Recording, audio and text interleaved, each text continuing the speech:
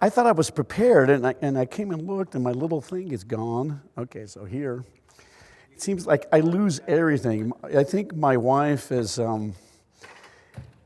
my wife's bought me a T-shirt. Is going to give me a T-shirt that says, "Please bring your husband home. He gets lost easily." And there's a lot of truth to that, by the way. Thinking, you know what? I think you have a gift. I think you should go on the road, and I can stay home and make you a clone, and life would be good, and I can move sheep. Baby. Folks, it's great. It's good to see you. I know you guys stayed here at the end, but let me tell you something.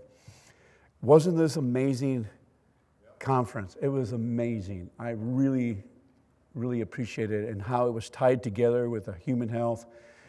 It's easy to come up here in the front and you start showing drastic pictures and you start making comments. People get like, wow, that's crazy. But then when you have the speakers, who I haven't even met Jolene before, personally, but been thinking like her for a while, and how this quantum entanglement of thought process goes around, and it's awesome, and how it's continuing to grow. What I want to do is I want to get you a pictorial of those last 1 or 2 days, but also kind of want to, what's next? And you notice how I titled let's see if this is going to work.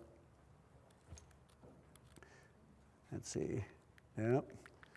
Well, we start off good, huh? Nothing works. But I'm up here. We'll make it work. Folks, notice how I titled my slides. Approach. What is the correct approach? Approach is everything. I'll always remember, I always think about approach in this aspect. I know if I would have approached my wife when we were dating wrong, I wouldn't be married. I also started realizing the way we were approaching agriculture and the way we were approaching our farms and ranch, approach is everything. The approach I was taught in school was to control, to force, to manipulate. Wasn't working. Because as an agronomist or soil scientist, I was taught, it's a battle out there. You're battling the weeds. You're going to lose animals, predators. It's a battle. And there's competition, but I wasn't told collaboration. I only learned one side of the coin, but I needed to understand the other side. Does competition happen? Is it tough? Yes. It was designed that way. But if we work with it and we have the right approach is, again, is everything. I think about back in the ancient times, and especially ancient Israel, when the high priest, if you did not approach God correctly with the right methodology, he actually destroyed 2 high priests because they didn't understand their context. They didn't understand who they were approaching. The same thing I feel that when we approach our natural system, we don't understand what the sacredness of the approach of the landscape and the earth, because it's His, and we're here to build it and to heal it. It's a sacred thing to be called a farmer and a rancher, to bring healing not only to the community, to the body, and to the animals, and to everything around them. I think one of the things I started to realize as I got older, and we're starting to realize as the science gets better, how intelligent plants are and the animals. There's a brilliance to it. And I didn't understand that. It's a lack of understanding. I think we're beginning to see that change happening. So, first thing about approach. Folks, that is not the right approach for our soils. It's assault, and the soils do not prefer it. And you heard John Kemp talk about rhizophagy. That who would have thought that plants can suck up bacteria and use them and strip them and use them as a food source? Who would have thought that? And I'm telling you, it will take years before they'll accept it. Years before they accept it. How long did it take no-till to even no-till, no-yield? That's why I say be careful when you think that you have fixed science. It is not fixed. We knew this in 1934. There's a great book called Soil Organisms and Higher Plants. They knew in the 30s that plants could take up amino acids, organic and. They knew that in the 30s. When I left college, nitrate ammonium. It's changed. It's not the same. And so the moment we get fixed to something and think we know it all, it's a problem. This is the model that I was taught, ladies and gentlemen, and I want us to remember that. Most of us who are agronomists and soil scientists here, we were taught the mineral-based model. And how does it work? That as you get water goes into the soil, and all of a sudden it goes into solution, and then you have this diffusion going on, like the water was magic, and all of a sudden the calciums and the nutrients and the minerals, all of it came into soil solution, and then it was absorbed by the plant. And so we thought that's the concept I walked away with, graduate level soil chemistry. It was wrong. We missed the other part of it. The other part that we missed, and one of the most important part, is right here on this side of this equation, is the organisms that bring it out of the rock. When the nematodes eat the bacteria, what did John tell you about and Lance talk about? That predation and the leaking of the roots, leaking acids, also bringing it out of the rock. Predation, nobody dies, nobody lives there for a long age. There's this predation going on, this elegance. It is so stinking complicated. Did you know that 50% of all the biodiversity on the planet is in the soil? It is so diverse. So it's being consumed. So it's the ecologically based model was right. Biochemistry changes inorganic chemistry. This is biochemistry bringing inorganic chemistry. It's the secretions, the pooping, the saliva, the slime bringing out of the rock. They do that. And they modify the inorganic chemistry. That's the correct template. The other model, which we all learned, destroyed our waters, has destroyed our health. One wrong premise creates a lot of harm. This is where it changes everything. The amount of living, diverse plants you put on your operation will change the way what will become soluble. We have plenty of nutrients in the soil. In fact, the biggest attack in regenerative agriculture is saying you're mining the soil. You're not giving anything back. I'll touch that in a second. The reality, ladies and gentlemen, we have thousands and thousands of pounds in the upper 6 inches, 12 inches. We have huge amounts of minerals. They're just not soluble. And the only way to make it soluble, it starts right there. There's no other way. I'm sorry, I didn't make up the rules. That's liquid sun to feed the protozoa. And I'm showing you the protozoa again because the protozoa, when they eat the bacteria, they excrete nitrogen. Its protozoa are incredibly powerful. First thing I look when I look at the PLFA, if I have protozoa. If I have no protozoa, I'm having nutrient cycling problems. And that's one of the key things, are always key species missing. One of the things we always talk about, okay, well, I have a residue problem. Usually if you have a residue problem, you have a biology problem. You don't have any protozoa, you don't have the bacteria. But you know why earthworms are so key indicator species? Because they eat the protozoa, they eat nematodes. They're like a giant vacuum cleaner, sucking the minerals and pooping them out. But they also do this. This is I also did special music for you so you can get emotional. Look at that life. That was taken by Odette Menard in Canada with a special camera at night. That farmer He's got so much earthworm activity, he does not go out there at night without a machine gun. You guys talk about organic matter. It's not about organic matter. It's about cycling. It's about them. Please don't misunderstand me. Organic matter is only one indicator. I just got back from Colombia, and there was a pasture that had 28% organic matter. And the pasture was sick. It was becoming hydrophobic. It was shedding too much carbon. There was not enough cycling. Cycling. You just saw cycling. Let me show you it again, just so you guys don't forget about that. Cycling is important.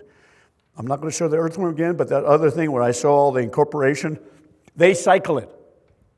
So you know what I do with a field that's not cycling? Cover crop. Bring in the protozoa, bring the organisms, bring them. They're the cyclers. Putting urea on the top will not increase cycling. Understand, please, guys, this is what I was not taught in school. We left this out. We didn't teach our range cons. We didn't teach our grazing specialists. We left that whole thing out and was not taught completely. A lot of us mustered through organic, through soils because we were absolutely, it was taught boring. It was boring. You just wanted to fall asleep. It was boring. It wasn't alive. Do you know the biggest struggle I have still teaching farmers? It's alive.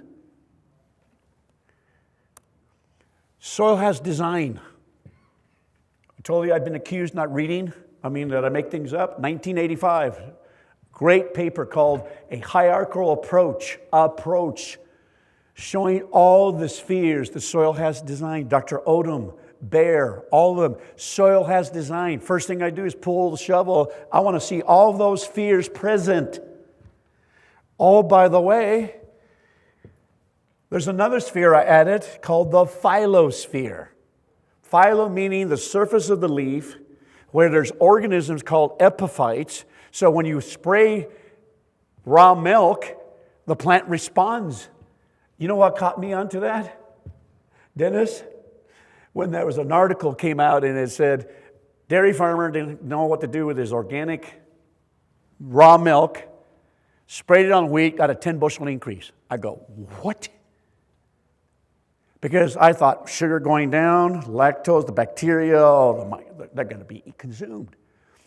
The phyllosphere is that surface, and there's bacteria that live on that surface of the plant that enhance metabolic function. They're covered with bacteria. We are laced with bacteria. Folks, that's why these biologicals that John Kemp was talking about work. Design. So the first thing, if you don't have all those spheres, if I don't have spheres, areas of influence, if I don't have a porous sphere, and if I don't have a skin on top, I don't have those spheres, it tells me a lot about your practices. I go with a shovel, oh my God, you buried the skin, there's no aggregation, your rotations suck, you're putting too much fertilizer. It tells you. The soil speaks to you.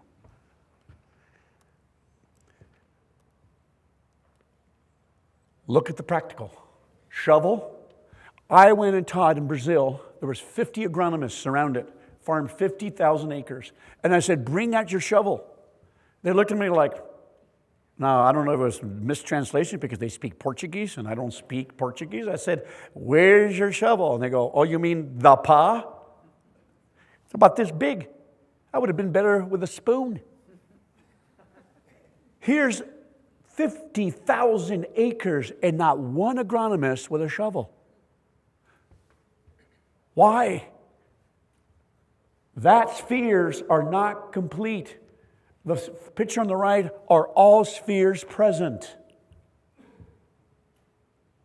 How would I go? Go to your no-till field. You better not see stratification. If you're seeing layering and you're seeing stratification, you don't have all the spheres present. You don't have enough living roots. Your rotations, and you're putting too much chemicals, too much fertilizer, blah, blah, blah. You see where this is going? go to the fence row. And then and so what I did with the Brazilians, I went to the fence row, and the moment I saw the color of their fence, their soils with sugarcane, and they saw the fence row, they were shocked. That's why with one time I went into a field right next to a cemetery, went to the cemetery, the soil was nice and dark like you saw on the right, and his field was like we saw on the left. And I told the farmer, see, the dead do a better job than you. And he says, I've been there. I've done the same thing. The skin, folks. The skin is critical. Laying that cover, especially the ones that have enough rain and moisture, the best fields I've seen is when you lay that skin and you create an instant skin. The woods always have their skin. The prairie always has a detritus sphere. It is never without it. With that skin, you prevent crusting. You prevent weeds. You cool the temperature. You reduce the heat. Oh, by the way, as that skin is breaking down, you're releasing CO2 and feeding more food to the bottom of the stomata, increasing yield as you're breaking it down. This is why we're able to cut several weed passes. Pays for the cover crops. Arkansas was gotten so bad that they didn't have enough chemistry, and they were losing the battle to pigweed. I used to think as an agronomist that one day I was going to wake up and weeds were going to take the cows, the cats, the wife, and everybody else. That's the vision we have. But once you shift the soil biology, the weeds change. How come the forests are not covered with weeds in the prairies? The biology is different. It's different. Now we get this kind of suppression. In Arkansas, we were able to save farms through covers with the chemistry, working together. It made a huge difference. Now, Stephanie, I did this for you because you had a brilliant question for Johnny. And this is one of Johnny's designs with Adam Chappell about rice. And you wanted to say, well, just to give you guys a little quick background, I started my career as an engineer tech in New Mexico designing irrigation systems and livestock systems. So I understand furrow. I understand what it means to move dirt and make talcum powder. I was really good at that. We know how to destroy soils in the West. So you're wondering, and Stephanie had a really good question. It says, well, how do you get the water out to the end of this large furrow? Because please understand, our irrigation systems were designed for destroyed soils that are not aggregated. So the first thing you have to do is you have to resize the whole irrigation system, because one cover crop of cereal rye, we saw it happen in Arkansas, could not get the water to the end. One cover crop. That's how much it opened the pores. Watch how they build this incredible, just to show you how it's done, Stephanie. It's really cool. You see the furrows? Look at the cover crop. And look how it's coming down to roll it down.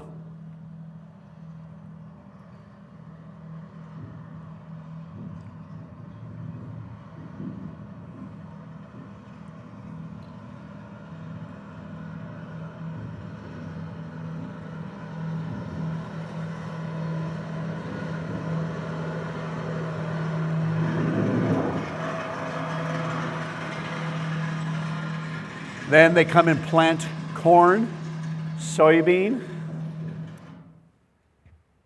and rice. Adam Chappell has been able to reduce his seed, his chemicals, and water uses by 50 to 60%. Are the covers worth it? Oh, yeah. Once you understand that you don't complain about the cost of $15 or $20 cover crop. It has changed agriculture in that area. They get 50 to 60 inches. Please realize, I came from New Mexico. Our water was 10 to 12. And when I first got my first job, I was in the Boot Hill, Missouri, and I was shocked. They were still irrigating at 50 to 60 inches of rain. I was like, what? You get 50 inches of rain. But the soils are so destroyed, they don't take it in. And then when the drought comes in, they don't have the resilience. Now, I want to touch upon this. I think everybody should really, a lot of times, I have chilled out a lot about tillage, chemicals. Here's what I'm saying, folks. They're tools. And I take you where you're at. And this is a great way, a great acronym to remember how I teach farmers how to deal with your system. And it was really the person that gets credit is for Dr. Stephen Gleasman. He wrote a book on agroecology. Any book on soil ecology, agroecology, read them.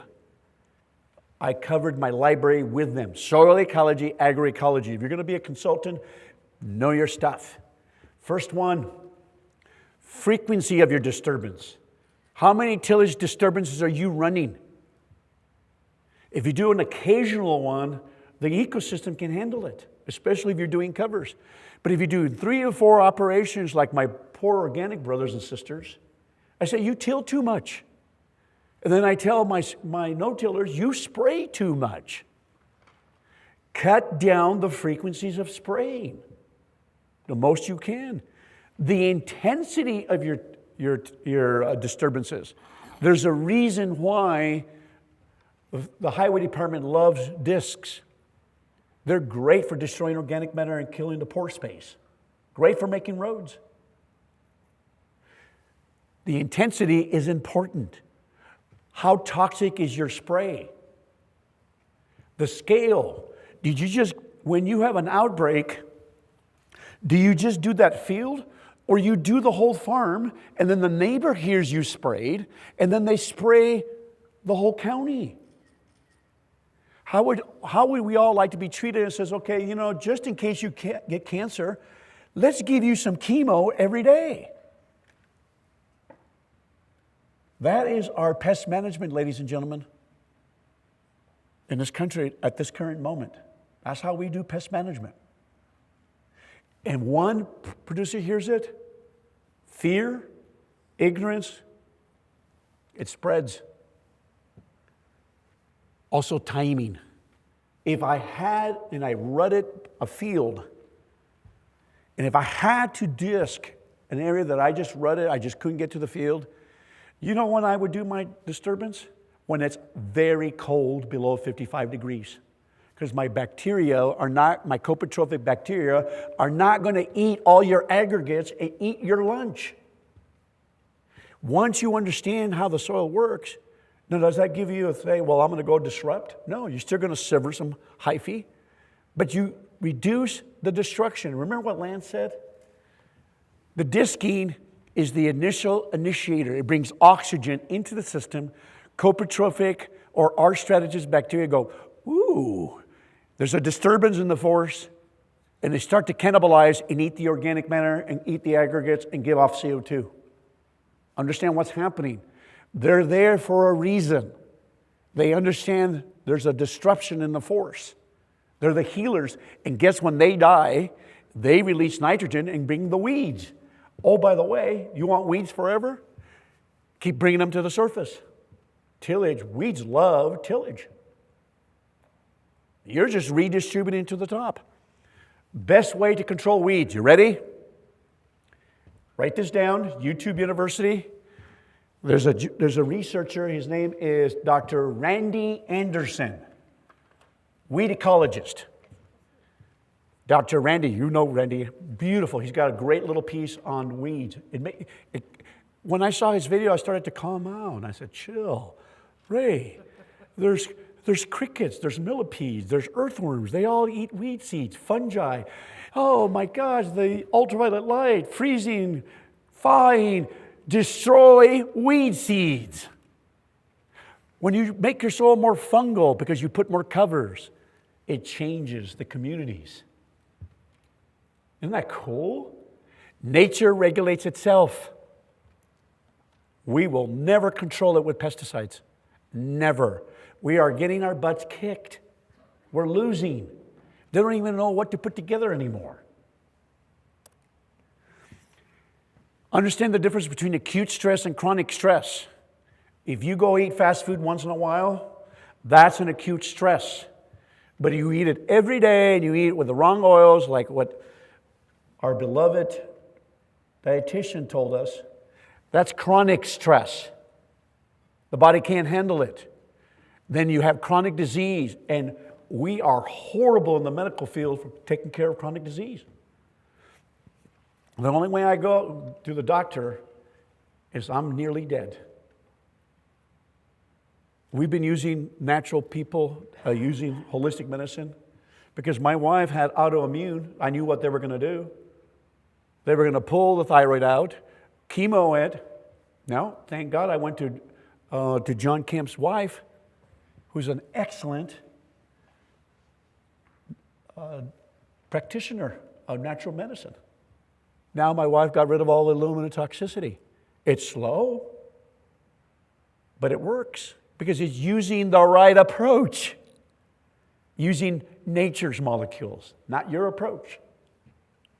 Now look what happens when you do too much chronic stress, leaving the ground bare, or too much phosphorus, or too much tilling. You hurt the mycorrhizae, you hurt the organism, and the whole soil food web collapses. And guess what? You write another check. The more you don't disturb that system, that first 3 or 4 or 5 inches, and let it work for you, the less you write checks. Let the system work for you. Case in point, look at the imagery of Costa Rica. Look at all the biodiversity. Look at the prairie. Look at Iowa. Guarantee Minnesota looks just like this and the rest of the country. Please understand, every insect serves a purpose, even the pests. There's 1,700 beneficials for one pest. What did I say yesterday? 70% of all the beneficials continue their life cycle in that first 3, 4, 5 inches. So when you disrupt that soil a lot, you're hurting your own IPM. Shovel. Fence row, our field. I had one producer who got real upset with me in California. And I was just trying to help him. I said, you're using the wrong cover. I said, you need to share why. He was using hairy vetch to build carbon. I said, that's not the right cover. Trying to bring nitrogen, you're already out of balance. Got a little heated. I was trying to help him, and I wasn't trying to be mean or anything. I said, so I finally said, do you have a shovel? Walked to the edge of his wooded area that's been there. It was dark, dark black. His organic field was, the contrast was like that. Go back home and be honest with yourselves. Go to your wooded area. Go to your grass strip and find out where you're at. Ask yourself, nature, your way. How's it working? Sometimes I only got a couple of minutes to talk with a producer. Sometimes you only got a couple of minutes to talk to a neighbor.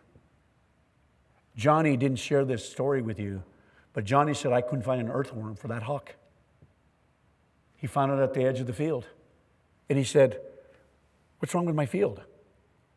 That's critical thinking. If the keystone organisms are not present, ladies and gentlemen, if they're not present, something's wrong. Earthworms are keystone. Go in the spring, you need 20 earthworms per cubic foot in the spring. 20 earthworms per cubic foot. That's equivalent to 850 to 1 million earthworms per acre, right, Stephanie? I love this. Weed, seed, and feed. Didn't she talk about that, Jolene? And how she put the principles together? Weed out the foods that are not real. Seed it with life. Feed it. That's what our body desires. Now, let's talk about nutrients and how we're being told that we're mining the fields. That's the first thing people told in academia, they throw in our face. And everybody else says, because we taught everybody that soil is like this little storage bank. And then you take out and you got to put back. That is absolutely wrong. It is not a bank. It is a dynamic living ecosystem. It's alive. It's not a little storage place. Let's talk to a biologist. How much nutrients does it create? How much actually comes from the soil to create all that biomass?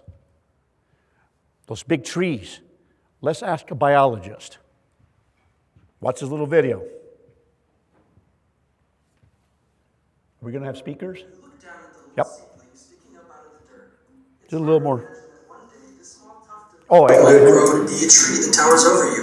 But where will this tree get all the materials it needs to grow? From the soil? From the water? What about from the air? Like humans, plants are made of mostly water.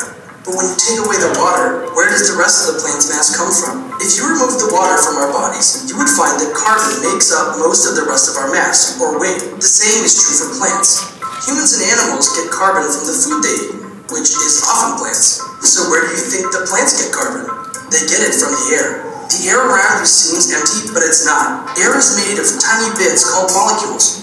When you look closer at the molecules in our air, you'll find that it's mostly nitrogen, oxygen, and carbon dioxide. Plants actually absorb this carbon dioxide from the air through small openings in their leaves or other tissues. These openings are called stomata. Once inside a plant, the carbon dioxide is broken down, and some of the carbon ends up in the chloroplasts. Chloroplasts are special cell parts that hold chlorophyll, the molecules that make most plants green. Chloroplasts are also where photosynthesis takes place, which is how plants convert sunlight energy into food they can use. Carbon, water, and energy are used in this process to make glucose, which is a type of sugar. Glucose molecules can then combine to form long chains called cellulose, which are used to build plant structures like cell walls. So the carbon from the air, along with water and energy from the sun, help to make these structures. As cells grow, they divide and make new cells. These new cells are how plants get bigger. The most amazing part of this process is changing air into plant material. This sort of magic trick transforms something which seems weightless and empty into material that has weight and that you can see.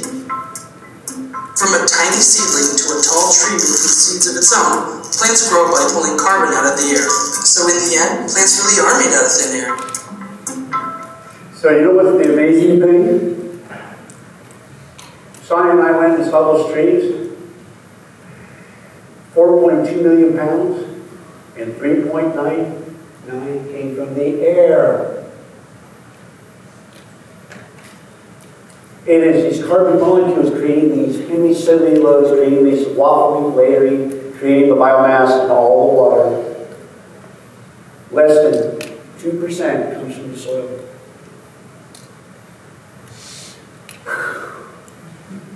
Blew me away. And here, 8 years of school, you didn't understand that. So when we get against those persons that critique us, very little comes from the soil. Very little comes from the soil, ladies and gentlemen. So this leads me to my next little video, and I think of the power of the future. So when you see that 12-foot corn out there, mostly comes from the air. Think about this, grazers. You got a great Ponzi scheme. You're selling air. Cows eat air, you're selling meat. What better, son? Light air. Farmers? Wow, that's a pretty cool gig. But the way we were taught, we have the wrong mindset on how powerful the life is in the biology. So I want to talk to you about something in the future. Something where I hope is a journey to get away from chemical fertilizer and phosphorus and potassium, some of these costly inputs. So I'm going to invite you, and I'm going to show you right after this little video, we're going to have a workshop on Jacksonville, Illinois, the 18th and 19th. It's going to cost $200. We're going to go to Adam York's farm. Adam farms 10,000 acres, and he's using microbes through the pivot, injecting it, kind of the Johnson-Sue, Elaine Ingham mixture, but on a large scale, using the infrastructure. Let's listen to Adam's story and see the future. We can get away from some of the pesticides pesticides, the fungicides, and some of the chemicals.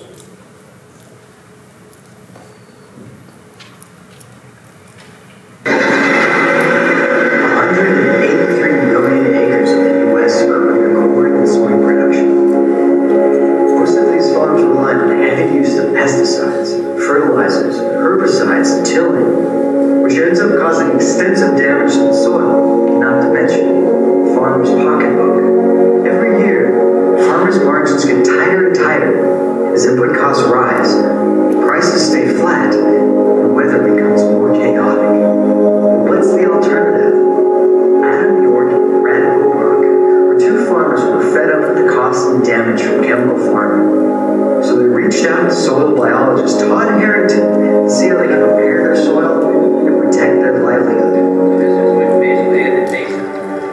Being a fifth generation farmers, you could tell that they were pretty much done with the chemicals, and they were very willing to learn. They didn't want to cut corners from the beginning, and that had the ability to make it happen. Todd, Brad, and Adam created a 5-year plan to convert their entire farm, over 35,000 acres, from GMO chemical ag to biological treatments. Our weed species that we are fighting are changing. If you look at the weed spectrum today, especially from a conventional perspective, our water hemps, our pigweeds, our mare's tail, we're not really fighting those anymore. And it's because we've changed the soils. We actually combat it from the regenerative approach because it is the biology, the soil biology, that actually controls what weed species will also fight. Over a few years, Adam and Brad used Todd's vermicompost and extract systems on small plots until they saw the results they were looking for. And then they started to scale up. They got a great group, guys. It's amazing how much they've evolved and progressed. When I was here last week, a big show. It's like, wow. They got this brand new, beautiful facility, state-of-the-art operation. Using Todd's systems, AgroBio was able to create tens of thousands of gallons of compost extract per day from vermicompost grown on site. In a single day, micro-rich compost can be extracted on site and applied across thousands of acres with sprayers or fertigation. This setup probably does about 1,800 gallons in an hour. Think of this whole setup as like a large coffee maker, and we're just going to extract the compost into a liquid. So here we have the solid, which is the vermicompost, which we really see that really high quality material. In about a half hour, 45 minutes, I can make between 1,500 and 1,800 gallons. This is a continuous setup, so I can just keep making it. One day, we can make 10,000 gallons in one cycle. And if you have a second shift, then you can actually double that number, which we've done 20,000 gallons in a day. When you're dealing with the scale that we're dealing with here in acreage, you need to be able to produce 20,000 gallons in a day. The extract systems they used started to see massive benefits. Nitrogen was able to be cut by 80%. They were able to transition non-GMO seed. They even cut the use of Roundup entirely. Across thousands of acres, this added up to $1 million or more in savings. We have cases where we have $200 an acre in input costs. We need, as an industry, we need to focus more on profitability. And that's a huge asset to what this brings because it allows us to cut back on certain products or certain inputs that we can. Though the system has a ways to go, they're going in the right direction, showing that biology can work and work profitably on a large scale. If we can leave the ground better than what we have gotten it for the next generation, growing healthier food, we can make some pretty awesome strides. With biological systems, we're showing the world to grow better plants, restore the soil and the ecology of the land, and protect our livelihoods at the same time. There are a lot of people who want us to fail, and we're not going to. Join the biological revolution. Sign up for a soil consultation today. So, very similar story to Johnny. Why did he go down this path? Dad passed away, had a big farm, he was almost broke. Went down this direction. So what we're going to do, there's my website, ravethesoilguy.life. That's the flyer, download the flyer. There's only going to be a couple, we're only limited to 250 people. What you're going to do is see, we're going to have a one-day workshop, and then we're going to talk about how we've been using the Haney test in much more detail. There's going to be several speakers, some of the past, except for me, but let's do that, we can do that. But we're going to be there, Barry Fisher, and this is the team that we're going to have there. We're going to be speaking. And the most important thing is it's not about us. It's a systems approach. Please don't think that just because you spray microbes, inject them, put them on the surface, and put them through the irrigation, you're done. You're not. This does not work without covers. Does not work without covers. Adam will tell you that he didn't get the covers out, and he's paying for it.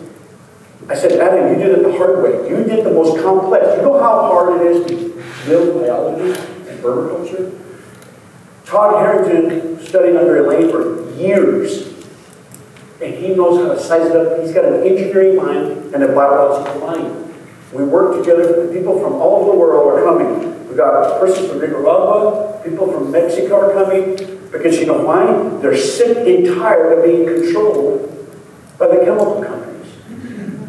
That's why they're coming. They want to learn how to do this. So that's what you're going to learn over there. Now, let's take it up a notch even higher. Old Mr. J. Fuhrer, my gosh, his mind is incredible. How did God give him one package of a human being so much understanding? It's great. Here's what Jay just recently, I said, Jay, could you please give me these slides? Because I'm going to show this to Todd, which will take it to a higher level. This is the pad that created for the Johnson Sioux vermiculture. Lay it on there, has some drainage. He goes, I finally found some good things to use for tile drain. Cover the static pile. Then he's got this going on, where he's putting native prairie grasses, linking the exudates, exciting the biology, and collecting all that biological awesomeness and put it in the sprayer. Even Todd's not doing this. They are putting plants. But think about the brilliance of what Jay was thinking about. Using the prairie and getting the native, that's kind of sort of a Korean farming. Korean farming, you collect the microbial spores and the bacteria, and you bring them from that area, and you seed it. And now we're getting prairie grasses, and then I'm going, yes! Do you know that Dr. Haney was working on this about 10 years ago? He called it the Frankenbreeder, where he got certain little containers of soil, and he would leave certain acids from certain plants, and he would see spikes and get more excitement from the microbes. Think about the implications of this. It's huge. Huge. So, Todd hasn't seen this. You're the first person to see this that I'm sharing this slide with, because I almost peed my pants because this is so exciting. The implications are huge, guys. Injecting the fur, coat the seed, put it on the pivot. Life everywhere. It's ubiquitous. Now, I'm going to show you something real quick. I cannot leave the cattle out. I'm sorry, John, but I just got to bring the big guns. If I was forced to do corn and soybean, which is a rough business, and I never will tell you not to grow corn and soybean, but be competitive. I think cattle, what we're talking about, the biology and regenerative, can make you very resilient and competitive. But you have to mimic the pattern. I always like to show this slide because I like to give people pushback, especially the environmental people, saying the cows farting and creating problems. I said, but you never talked about the 7 billion people farting also and doing the thing. They're very selective. Look at the elephants that we have. The reason I'm showing you this, folks, I'm not worried about the gases. I'm worried about covering the vegetation, covering our landscape. Let me give you an example. I went to college right here in New Mexico State, grew up on the northern border here, This is 4 hours south. To give you some concept how dry and hot it is, you don't go, when I worked for NRCS, we did our engineering in the morning. We did not be outside at 1 or 2 or 3 o'clock. It's 110. You throw an egg, cook it. You get 10 to 12 inches, that's it. That's extreme. Okay? Alejandro started with 100 cows. Now he's got 600 cows. He gets 10 to 12 inches. He only gets those 10 to 12 inches in 3 months. The reason I'm showing you this, if this cows can do this to this area, what do you think you could do to your fields? That's what I grew up seeing. That's most of the West, ladies and gentlemen. Nevada, California, if you're cognizant, Arizona, California, parts of the West, most of the West, looks like that. So Alejandro brings the cattle. We took this picture with the drone footage. See how fast this cows move? How we speeded it up. 2 cowboys moving 600 cows by themselves, moving them 800 times a year. I think they maybe beat you, John, in moving them. Got 2 cowboys doing it 800 times. So what is he doing that? Because guess what the cow has on his right? Skin. That's called mobile link. Transporting, you go to an area that's degenerate, a good area, pick up some of that seed, they eat it, and then you transform and you use them as a mobile link. They link ecosystems and spread it, and they start regenerating. Look at the power of the cow. I even have to concede to this, John. I love my sheep, but them cows, my gosh, when it comes to biology, sheep do something different. If you bring both of them together, the whole idea is get herd impact. If you're not doing that once a year, you don't have to do it all the time. Massage that soil, feed that biology. I think we have to group them all the time. No, we don't do that all the time. For that. And then you take this system. This is what I learned in range school. They told us that would never come back. Those creosote, they're allelopathic. They'll suppress the grasses. Alejandro, on the other way, he said, well, I'm glad my cows did not read the textbook.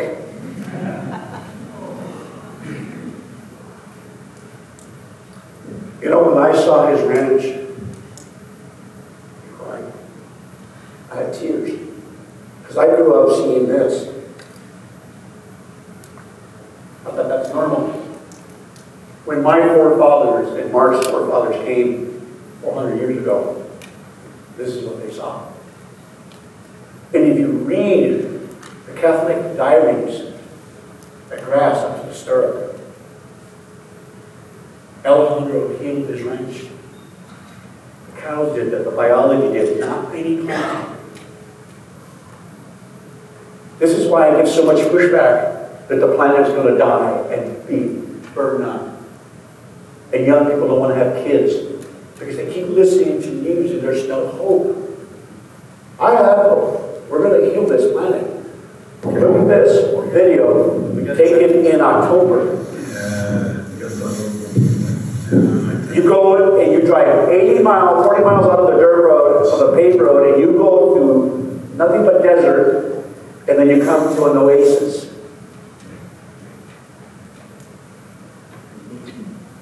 How did Alejandro do it? Got a master's degree in computer science. Didn't go to ag school. Alan Savory, and a mentor. It was a mentor. Mentorship. Not working by yourself. You know what I really appreciated with the Mexican Rangers?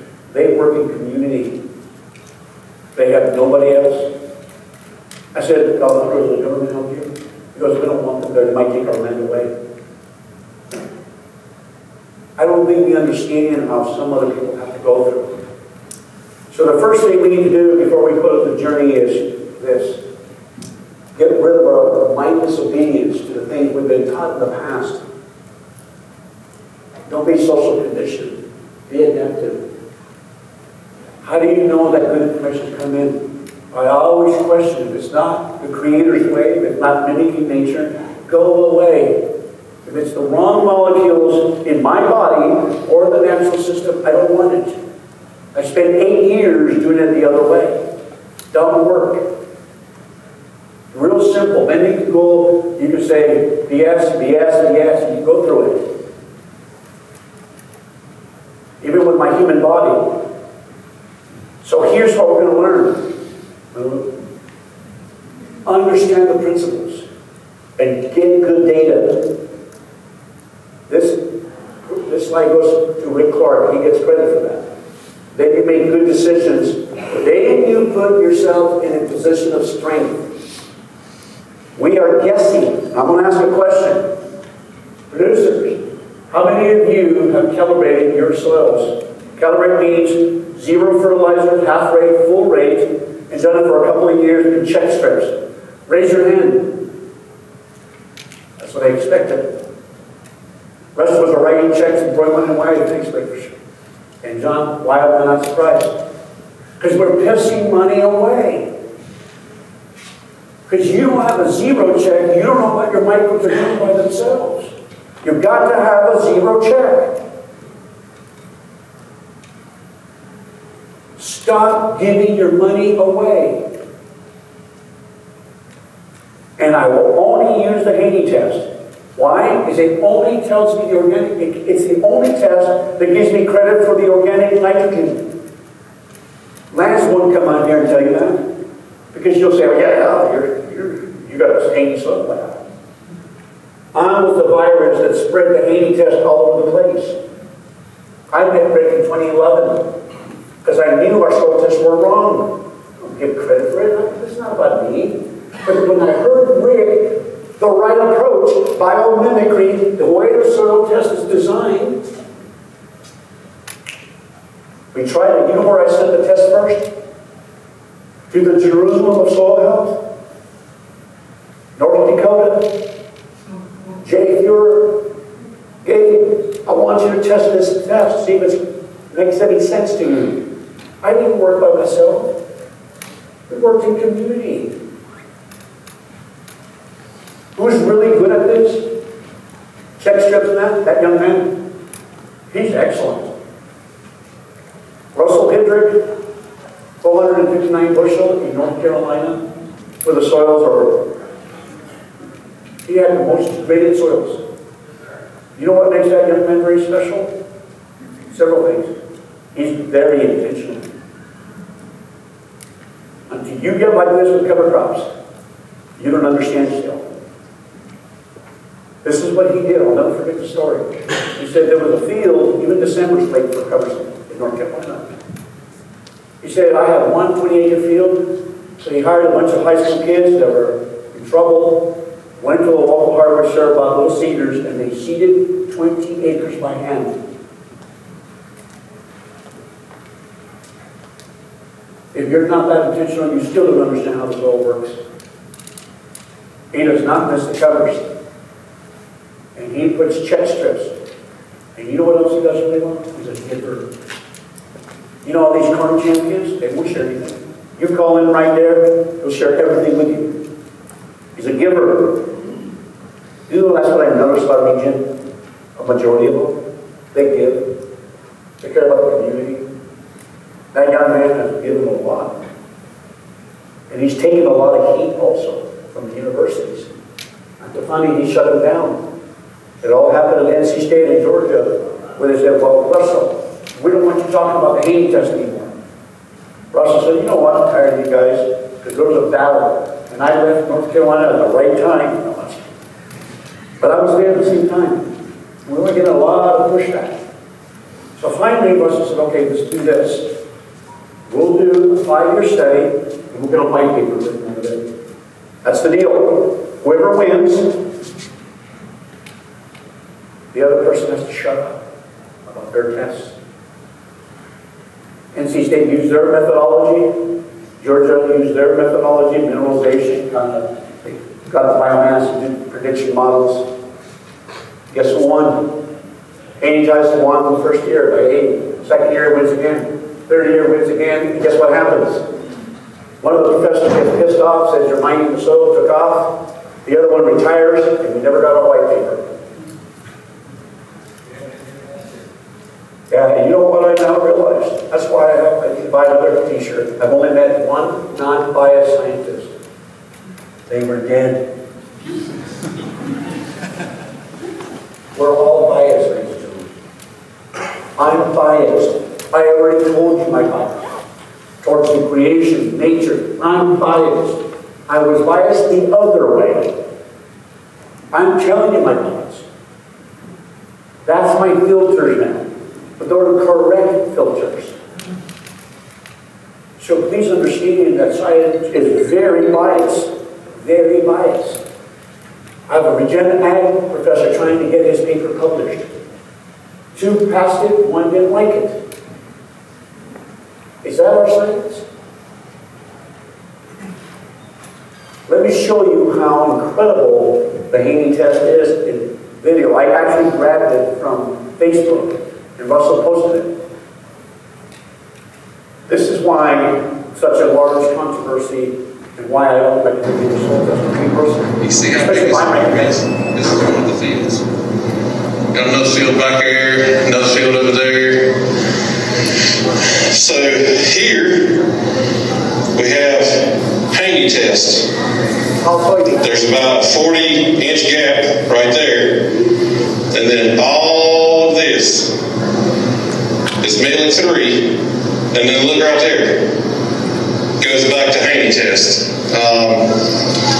Applied down to the pound as good as we could on blended fertilizer. I think we were within a pound or 2, both phosphorus and potash.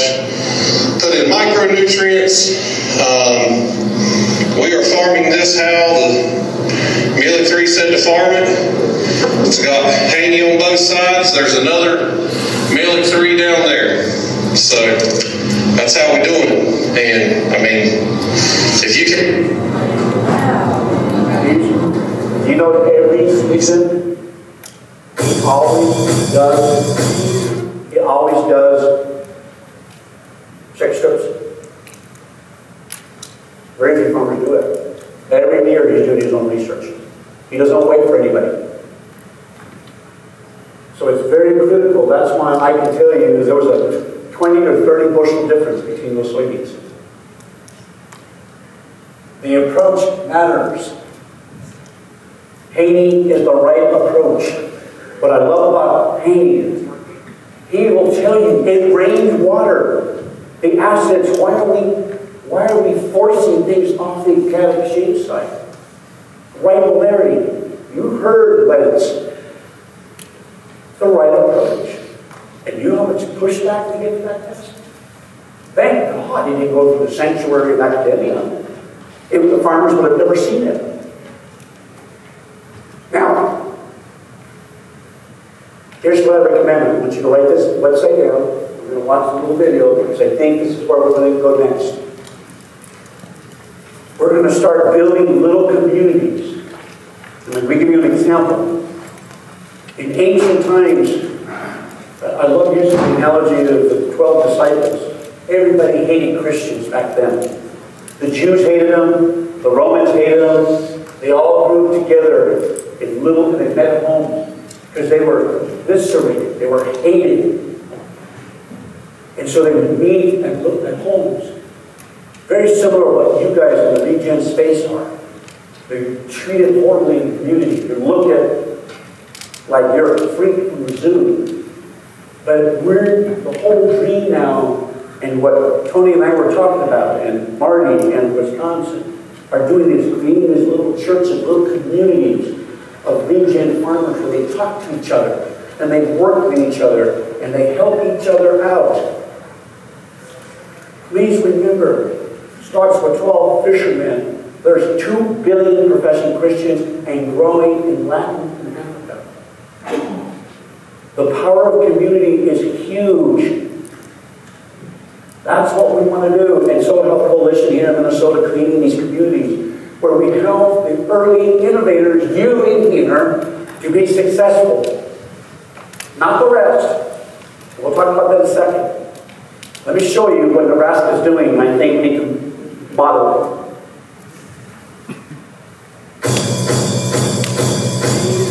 Today's farmers are bombarded with new products and ideas to try. How do you know what really works? And find out what will work for your farm operation for the long haul. You need reliable information. Information you can trust, so that you can make important decisions with confidence. The Nebraska On-Farm Research Network is committed to providing that reliable information. Information that is backed by data. Research studies are set up with sound methodology and conducted in real-world settings, like your farm, so the results are applicable to you. There's always something that you want to try or would like to explore. I mean, they have statisticians that can actually evaluate it. They have a lot more understanding of soil tests such as the Hank test. And We're able to lower our seeding rates. Economically, it's really going to benefit quite a few people. A few phone calls and a few emails back and forth, and we made 2 trips up into Lincoln. Time outside of what I normally do, I was probably looking at 3 or 4 hours total in a year. Our goal is to help you leverage the technologies you already have on your farm to get the information you need to be more productive, efficient, and sustainable. The Nebraska On-Farm Research Network. Reliable research-based information for your farm. Learn more at farmresearch.unl.edu. That's what we want. Jen Reeves, got a hold of her, farms, research. I had her come, because I consulted the Indian tribe, Iowa tribe, and I said, Jen, come and teach us how to set these things, these check strips correctly. She came, got some training. It was really cool. We're excited. We're getting ready and prepped. This is the next stage to take our producers. How we can teach them. And the cool thing, go on their website and they have the whole series of videos are there online. How to set them up, how to do that. And the beauty about it is you take your data and you can upload it, and they got some stat models that are real simple, and you plug in and it tells you statistically the significance. It trains you. Even a Ray can pick it up. But this is the beauty about it. This is where we're heading. And I said, Jen, when you first started doing this, how did this be universal? It wasn't well accepted initially. Now it's growing, and other states are asking, can you come and teach us to do this? Minnesota, you're next. Wisconsin, you're next. We're going to spread it so that we no more guessing. You do your own research. Empower yourself. This is what I was excited about. How we're going to take this to the next level. Okay? Always, I want to remind you 4 things you always have to remember on your farm. Capture sun. I'd rather farm 5,000 acres than 10, but I'm capturing energy. I have a great nutrient cycle, have a great water cycle, and I have diversity. I'll make more money than farming 10,000 acres. Those 4 things you got to do every day. Every day. And how do I know it's working? Pull the shovel. You see the design is there. Here are the 4 principles. Diversity, diversity, integrate animals, insects, diversity. The software of the planet is diversity. Your phone is worthless without software. Diversity, diversity of rotations, diversity, diversity, diversity. Context. Understand context, guys. Social, cultural. I thought Johnny did such a great job talking about the context. Principles work everywhere, but it changes your context. And here's one thing we never taught. What's your social and your spiritual context? When I left college, I didn't know how to talk socially to people. What is their intent? What's their why? We're talking to human beings. We're not just giving technical information to them. We're talking to a human life that has hopes and dreams. And we compartmentalize the other parts. How many of you were impressed with Johnny's talk? Raise your hand. How many of you touched him? Right? You know why? It touched your soul. It reached your story. living chemical physical disturbances. And the one that I added, working community. Look, I'm going to tell you, some of us here are in the 30s and 40s, and we think we have another 40 years to farm, but the Lord gives it to you. No, you don't. You have 40 opportunities. That means that you have to wait a whole year whether you're practicing work or not. But if you work in a group, like I was telling you, and you got 5 or 7, you know what we're going to do? We're going to meet in the winters. We're going to meet in the spring. And we're going to get all these producers, and we're going to talk, and we're going to build a community. You know what I do in Missouri? Southern Missouri, we have a group of ranchers. We visit each other's farms, and we learn from each other. And we walk the ranch, and we walk the grazing fields. We look at the animals, and we build community. I don't want to work by myself. It's too complex. I'm not that smart. Now, where are we? We've got about 4 or 5 more slides and we're almost done. And we're going to open the questions and answers. Where are we? Where's our context? Where are we in this movement? Folks, we're right here. We're barely just here. Early adopters, and there's the chasm. Once you reach the chasm, the other 33% will come, called the early majority. And the person that came up with the idea of the chasm, you know, when you create this great movement, the only way we get from the 15%, Tony, all the way to the rest of them, and the rest of all Wisconsin will come, ignore the 32% here. Do not waste your time with them. They're very pragmatic. They want you to go through it. Put your resources here with the Martys and with the Tonys. You who are here, where we put our resources and make it work. The others will come. But we will never reach that chasm if we spread ourselves too thin and thinking that we have to bring everybody. Here's your homework assignment. Write this down, please. Simon Sinek, The Law of Diffusion. He explains this very well. The Law of Diffusion. Tony, this is where we got to go for Wisconsin. Let's focus on these guys. Build little churches, little communities so they're successful. And then the rest of them will come.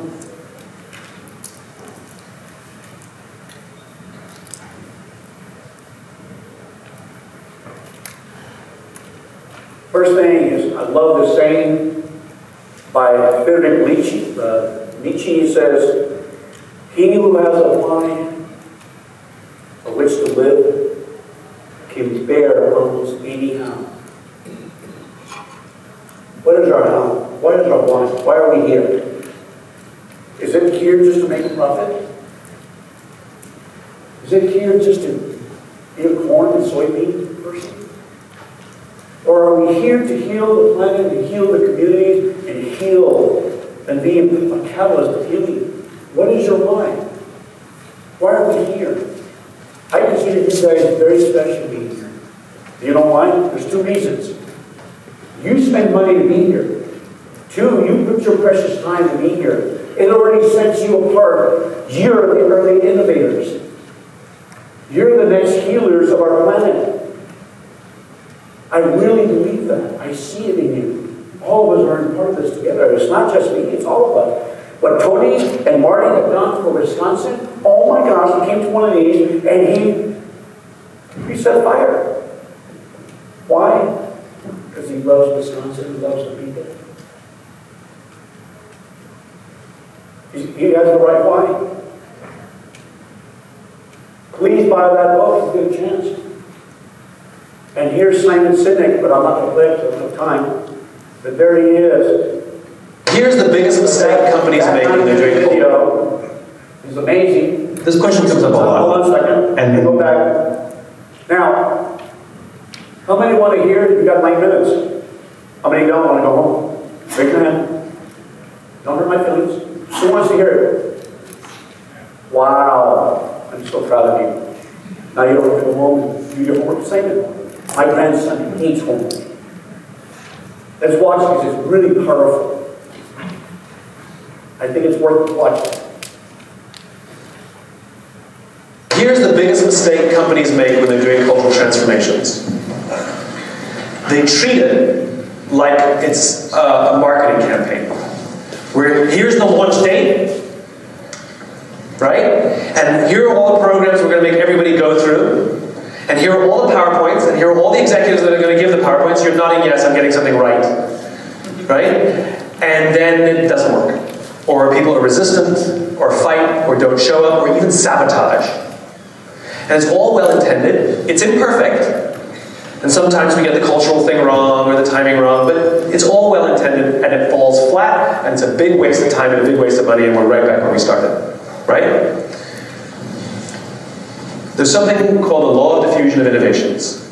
This must become your best friend. Okay? The bell curve. All populations always sift across the standard deviation. If you have high performers, you have low performers. Always. And then you have an average. Always. In this room, there's a group of people I know who are nodding their heads going, yup, yup, yup, yup. There's a group of people who think I'm an idiot and I wasted my money. But most people are like, I'm open. So yeah, this is interesting. I like some of it, you know. I know that. I know that going in every single time. And the fact that you all wanted to come and pay to be here is not a general industry thing, then I know that it's just a little more one way or the other. But it's still the standard deviation, always. Right? What the law of diffusion tells us is that the first 2.5% of our population are innovators, big idea people. Steve Jobs, you know, Elon Musk. Then you have the next 12 to 13% of our population are early adopters, who are willing to sacrifice time, money, and energy to be a part of something that reflects their own beliefs. They stand in line to see the new Star Wars for 8 hours, even though you can just go in a week and just buy a ticket and go in. They thought that was a good use of time and money, right? Then you have the next, the early majority, the late majority, and your laggards. The only reason these people do something is because they have no choice anymore, right? What you're asking for in cultural transformation is this. How do we change our company? Right? The problem is this group of people, the majority, they're cynical. They're practical. What's in it for me? What do I get if it goes wrong? Are you going to pay me extra if I have to stay late? You know? They're cynical and they're practical. Right? These people, not so much. Right? They'll just do something because they think it's great and they want to be a part of it. What the law of diffusion tells us is that you cannot achieve mass market success or stickiness for a new idea until you achieve 15 to 18% market penetration. It is the tipping point. It is a social phenomenon. If you ignore everything I tell you today about this, you will always get about 10%. That's what you'll say. They just get it. We love them. They get it. And 10% of the company is going to be all in. It's not enough. And so this that Geoffrey Moore called the chasm, crossing the chasm, is the magical gap. And the way you get it is you don't talk to these people at all. You ignore them. And you aim at these people only, the early adopters. Because these people do not want to try something new until someone else has tried it first. And let me tell you how it looks, because I've done it. So, a large company, many, many more people than is in your company, 200,000 people, wanted me to help them do a millennial training program. So I said, great. I pull out my little pocket copy of the Law of Diffusion, because to me this is religion. By the way, this is how I built my entire career. Remember that story I told you before, convinced me why I should hire you? He told me he was over here. He didn't tell me he was over here. I could hear that. I ignored him for now. I'll get him later. Right? Someone else will get him later. So here's what we did. What the company wanted to do was traditional. They wanted me to design the program. We're going to launch it. We're going to make videos. They want me to be on the videos. And then we're going to have the training program, and we're going to force all the millennials to go through the training program. It'll be amazing. And I'm thinking it's going to fail. So this is what I said. I said, I'm going to do one workshop once. And we will make it open to anybody born after 1984 only. Which means if you were born before 1984, you're not eligible. That keeps all the senior executives out. So they can't come and watch. Make sure. And the people who come in, we only have 100 seats, 125 seats, and they have to apply. Because I want people to put in extra time and extra energy. And the problem with the internet is we've made everything easy. Let's try and make everything as so easy as possible. Click, click, click, click, click, you're in. No. I want to make things a little bit difficult. Right? So they had to fill out a proper essay and submit it, and we actually read all of them. And we could tell who was phoning it in, and we could tell who actually genuinely wanted to be there. And we selected 100 people. And we only did it from the East Coast offices, just because it was convenient. So we did New York, it was on the East Coast, so New York and Virginia, right? Just because it was easier. Maybe a few of the other offices, actually. It was also Chicago and all that. Whatever, a bunch of the offices. I gave this wonderful workshop, and at the end of it, I said, hey guys, we don't have a millennial training program, we want to do one. So I'm asking for volunteers from this room to help build it. You're not going to get any extra money. You might have to work extra hours on your own time, and you may or may not have this included in your compensation or promotion packages at all. Who wants in? I had 50 volunteers who said that they were going to help build this program for no additional money and no particular personal benefit. It's because they believed in it, right? 2 weeks later, one of the senior executives in the company calls me up, furious at me. He's so angry at me. Do you know why? Because leaders from across the entire country were calling up, screaming at him, why don't we get a millennial training program? Why is it only on the East Coast? And I said, congratulations, that's called demand.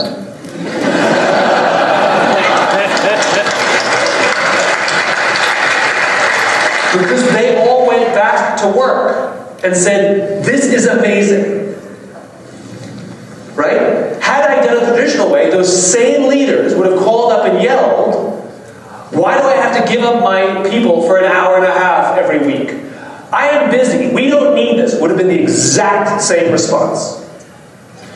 So you want to make it slightly difficult, an invitation, voluntary, and invite them to actually help you build it, because then it has a grassroots nature. And so now you're doing things from the top and the bottom. So you have the formal corporate stuff, always voluntary, and the stuff from the bottom coming from them, and you help them and you give them resources, and then you create a scenario where you can check in with them, and they can all check in with each other once a month on a conference call, and all share best practices, so that you can take something that's working in one country and try it in another country, and you will learn from them and you'll give them resources. And in time, I don't know how long, and this is why companies don't like this, it 100% works.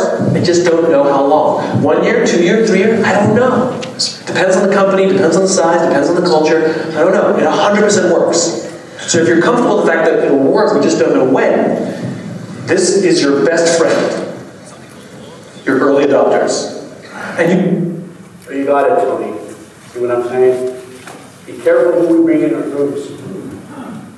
Don't bring anybody that just doesn't want to be there. They'll waste your time. They're not committed. Don't make it easy either. If they don't understand the soil health handshake, they're not allowed in the group. If they're not drinking the Kool-Aid, things like, don't bring them into the group. They'll waste your time. Okay. Context. Never forget the goal. Never forget the goal. The goal is not growing corn or grain. Your goal is to mimic nature so that you grow the grains according to her principles, her goals. Expect failure. You know what I've noticed when I travel the whole country? Why people give up? They were never intentional. They never really got it. They were never committed. I'll give you an example. North Tennessee, Adam Daugherty, you know Stephanie Adam Daugherty. Probably one of the best district conservation we have in the country. Manchester County, they've had, that whole county was no joke. He got 40% of that county completely covered with cover crops. 40%. I said, Adam, if you left, he used the government programs, we had meetings like this, we had workshops, he did all of them for 5 or 7 years. An incredible human being, well respected. I said, Adam, if you left, how many would continue without you? How many do you think, folks? 30%. They didn't have the right mind. So I was kind of disappointed. So what does that mean for the future? And then one person I shared that story with Ray. Maybe that's all you need for the next generation, for the next generation. So it was encouraging to put it in that perspective. Humility. Remember how Johnny started with humility? Biggest impediment is arrogance. You already know too much. I already know how everything works. I had to be humble to realize I was wrong. Oh yes, if you imagine we had a politician that said, I'm sorry, I was wrong. I think we'd be shocked. Admit it. You know what I've stopped learning? I've learned, don't play God. I can't change minds. I've had people come up to me and say, Ray, talk to my grandpa, talk to my dad. I don't do that. Please understand what we do. I do is I drop seed. You apply it in your own life, your community, you water. The Apostle Paul said that, hey, I'll give the seed of the gospel. What I've been doing. You guys water it locally, and it grows, and the good Lord gives the increase. He opens the hearts and minds. The farmer and rancher will come. You don't have to worry about it. Look what happened to us. We were ready. Some people say, well, it's age to it's not. I gave a talk, 71-year-old man, 38-year-old farmer, sitting right next to each other, heard the same message. 71-year-old went back, sold all his equipment, named John, went through no-till covers. I saw him a year later. I said, John, how's it going? Man, I love it. 38-year-old man didn't get it. It's not our job to change people's minds and hearts or even your own family. You're just getting more aggravated with you. Haven't you heard of prophets never accepted in their own land? There's so much truth. That's why I never go back to New Mexico.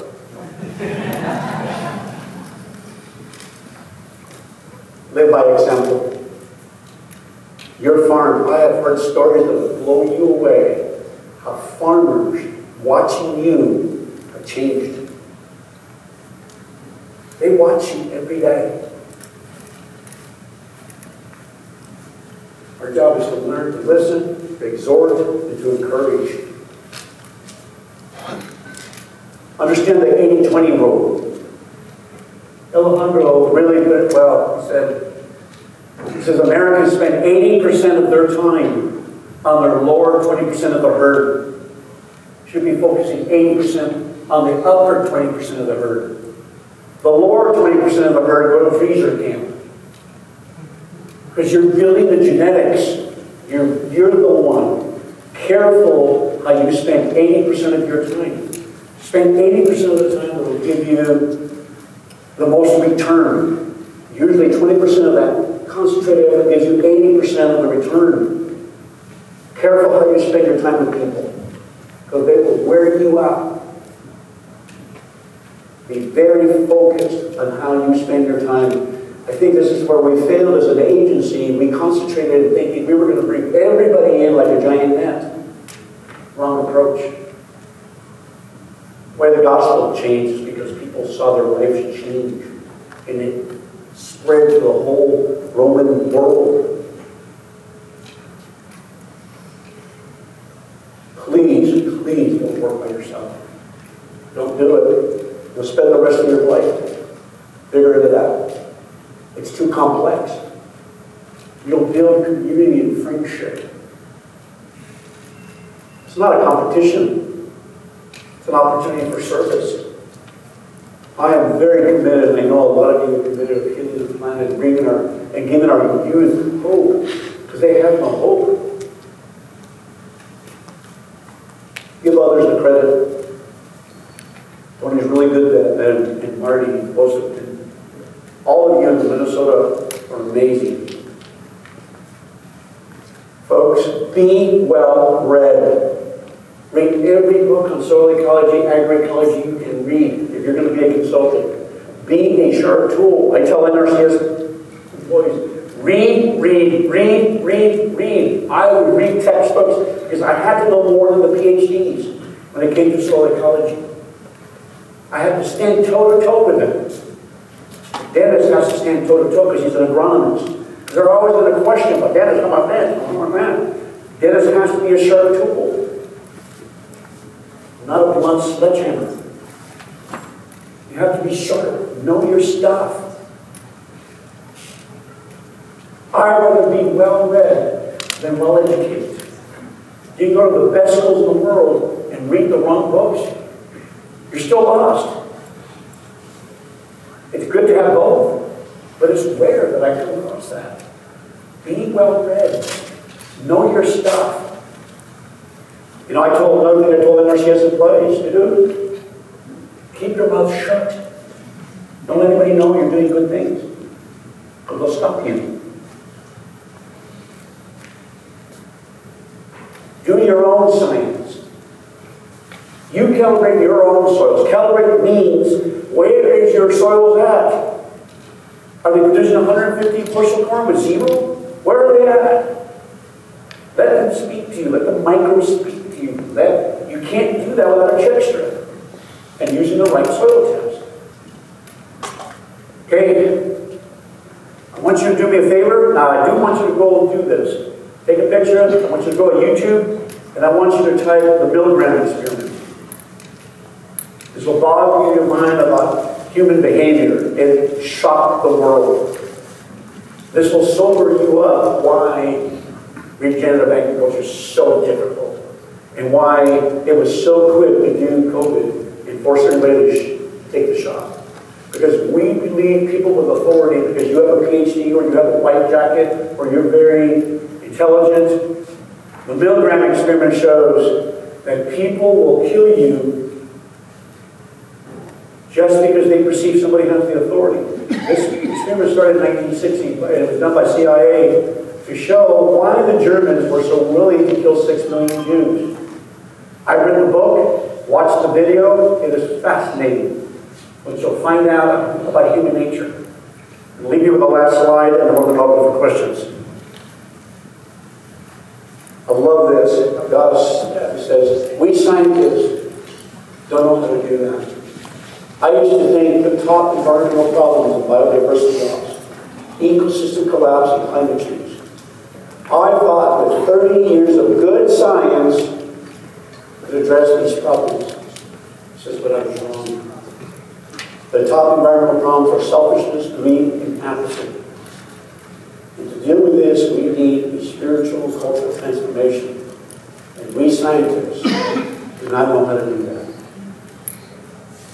I think that's a very powerful way of reading and open it up to questions and answers. Ladies and gentlemen, I have never seen so much hope in my life. I've never seen such a great opportunity in agriculture. I think if we do this right, you guys are the heroes. And how we're going to get the climate and all these other things restored. So thank you guys for this last talk, and I hope I tied it together so that gives us hope what we're going to do for the future. Thank you.